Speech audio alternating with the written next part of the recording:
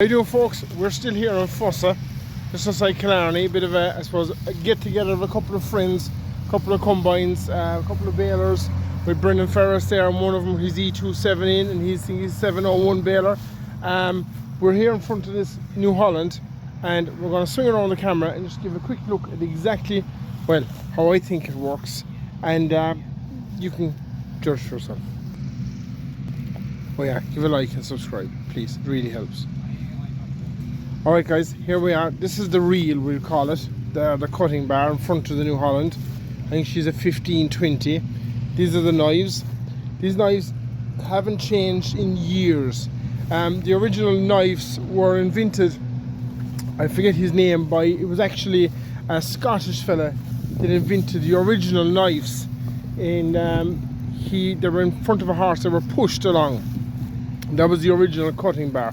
So the reel takes it in, it goes back here, back through that in there, back along underneath, and it's the same as the thresher. It comes back here, back along. This is the exact same as the normal threshing machine that we're going to get in later in the video in a couple of minutes, and it comes back through shakers and everything, and there's a grain tank above and top, and the old chaff, or the old, what do we call it, the old leftover straw comes out the back, and yeah, so that's kind of it really. That's just a quick walk around, and she's a 1520 Clayson, New Holland Clayson combine, and yeah, that's kind of it. So what we're going to do now is we're going to give a quick walk up, and we're going to give a look at, I suppose, its predecessor, the thresher. So I'm hoping they're going to go baling before I have to go, but they haven't started yet. But we'll give a quick walk up here, and we'll give a look at the thresher and how the thresher works. Just before we look at the thresher here, there's the same model, a 1520 Clayson, just coming up to offload into a Herdant grain trailer, silage trailer, and a Lamborghini tractor, of course, Lamborghini 105 Formula. She is an Italian built tractor. O'Connor's of Scartedlin are the main Lamborghini dealers in Kerry. And believe it or not, as far as I know, this is a call out to Jeremy Clarkston, if anyone is listening and knows him. Jeremy Clarkston's wife or partner is actually some relation of the O'Connor's Lamborghini dealers in Scartedlin, County Kerry.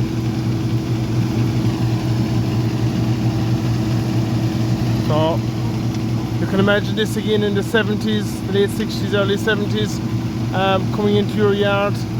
This would have been a serious machine, a serious step up from the thrasher, which we're going to go and look at now.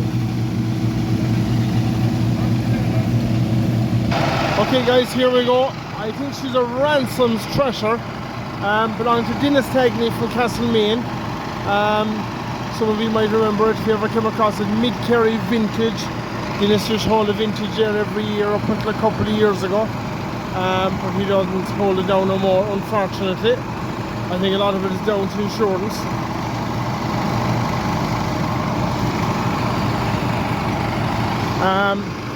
Being driven by, belt driven by a Fordson Major.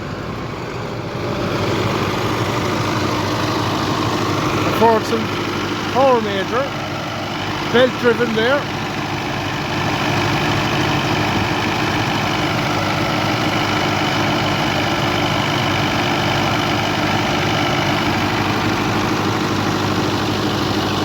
Filling above and top,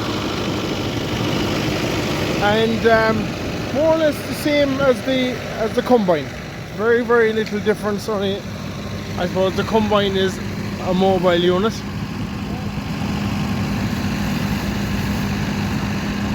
Fit in walkers and shakers and all down along. Your grain comes out in them bags there, you can see, and in fact, to tell you how advanced it was, when the grain came out in the bags, it came out in different sizes, different I suppose different grades, you could call it, different grades of grain. So the boys there at the pike feeding up the straw, or the straw and the corn. Now originally it would have been cut with a reaper and binder, and then it's just cutting it there. So you can cut the sheaf, and it would cut with the knife and cut with a reaper and binder. It would have been brought into the shed or stored someplace until the man with the thresher could come to thresh it. And of course, it probably, I suppose the DNA is just coming here in the background. It probably put the farmer under an awful lot of extra pressure, because to thresh it with the combine, you had to have it right. And you had to have it ripe, and you had to have it right, and you had to have it all right on the same day. That's where the reaper and binder and doing it this way, it didn't have to be as ripe. You could cut it maybe not green now, but you could cut it a bit before it was fully ripened, and then you could store it until the man was ready to come and cut it. Of course, Dennis Tagney's family for years threshed a lot of West Kerry. They threshed corn in Dingle and the surrounding areas for years.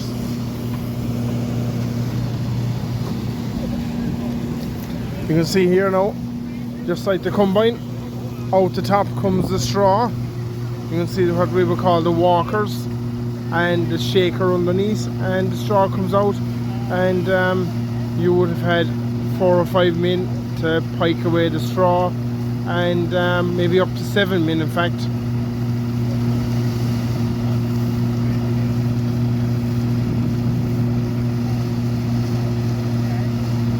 Pike away everything.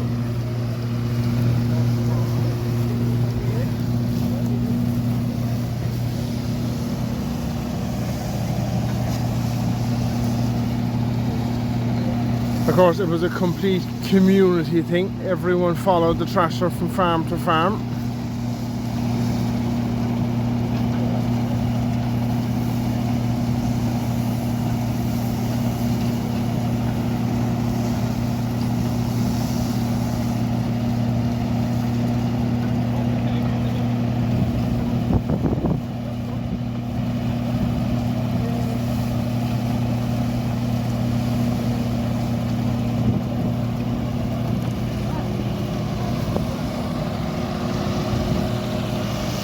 See all the belts working there, and the shaker, if I can zoom in.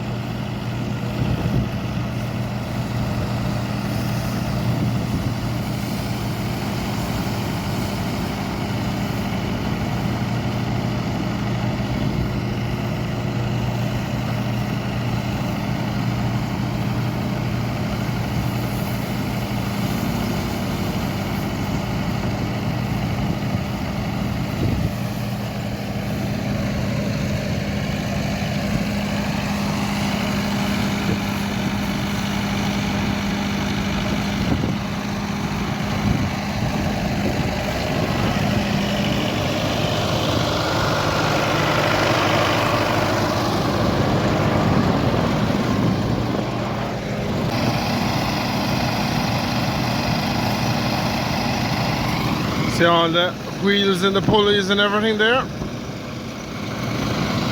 Like, what a fantastic machine, like, because before this it was a case of they used beat the straw off a block or hit it with sticks in the ground, or there was other smaller machines, but this would have been the state-of-the-art machine in about 100 years ago.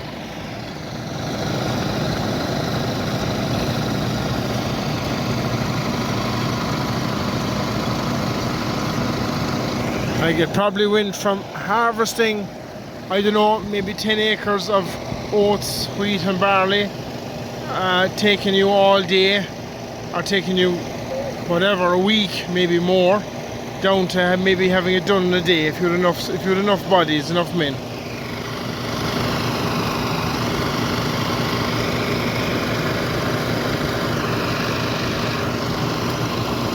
Alright guys, that's kind of it for this one.